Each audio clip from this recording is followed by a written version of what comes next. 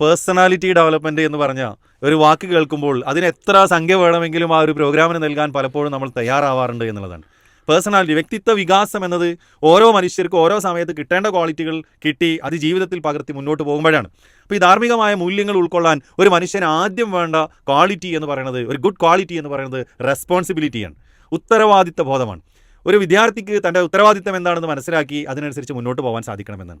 വീട്ടിലെ കാര്യങ്ങൾ പറയുമ്പോൾ രക്ഷിതാക്കൾക്ക് ഓരോരുത്തർക്കും ഓരോ ഉത്തരവാദിത്തമുണ്ട്. മഹാനായ റസൂൽ സല്ലല്ലാഹു അലൈഹി വസല്ലം പഠിപ്പിച്ചത് കുല്ലുക്കും റായിൻ വകുല്ലുക്കും മസ്ഊലുൻ അൻ റഇയതിഹി എന്നാണ്. അഥവാ നമ്മളെല്ലാവരും ഉത്തരവാദിത്തപ്പെട്ട ആളുകളാണ്. നമ്മുടെ ഉത്തരവാദിത്തത്തെക്കുറിച്ച് നാളെ അള്ളാഹുവിനോട് നമ്മൾ മറുപടി പറയേണ്ടി വരും. അപ്പോൾ ഈ ഉത്തരവാദിത്ത ബോധം മക്കൾക്ക് കിട്ടണമെങ്കിൽ അത് രക്ഷിതാക്കളാണ് കാണിച്ചു കൊടുക്കേണ്ടത്. വാക്കുകളിലൂടെ അല്ല പലപ്പോഴും ഇതുപോലെയുള്ള ലൈഫ് സ്കില്ലുകൾ അഥവാ കുട്ടികൾ നേടേണ്ട ജീവിത നൈപുണ്യങ്ങൾ നേടുക എന്നുള്ള ക്വാളിറ്റീസ് നേടുക എന്നുള്ളതാണ്, മറിച്ച് നമ്മുടെ പ്രവർത്തനങ്ങളിലൂടെയാണ്.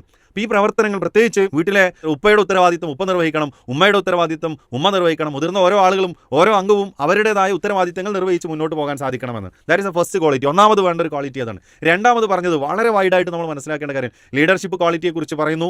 അതിൽ വളരെ പ്രധാനപ്പെട്ട കാര്യമാണ് പ്രത്യേകിച്ച് വീട്ടിൽ നിന്നും കേൾക്കാൻ നമ്മൾ സന്നദ്ധരാവുക എന്നുള്ളത്. മക്കളെ കേൾക്കാൻ നമുക്ക് സാധിക്കണം എന്നുള്ളതാണ്. കുട്ടികൾ ഒരുപാട് അനുഭവങ്ങളുമായാണ് രാവിലെ നമ്മളെ വീട്ടിൽ നിന്നും സ്കൂളിലേക്ക് കലാലയങ്ങളിലേക്ക് പോയിട്ട് വൈകുന്നേരം തിരിച്ചു വരുന്നതിനിടയിൽ അവർക്ക് ലഭിച്ചിട്ടുണ്ടാവാം.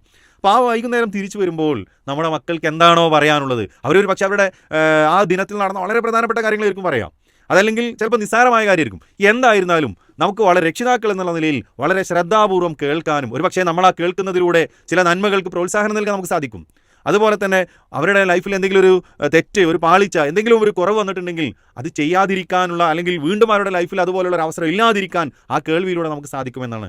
അതുപോലെ തന്നെ മറ്റൊരു പ്രധാനപ്പെട്ട ഒരു കാര്യം പറഞ്ഞത് ഷെയറിങ് എന്നുള്ളതാണ്. കുടുംബത്തിൽ പരസ്പരം അങ്ങോട്ടും ഇങ്ങോട്ടും പങ്കുവെക്കാനുള്ള സാഹചര്യം ഉണ്ടാവുക എന്നുള്ളതാണ്.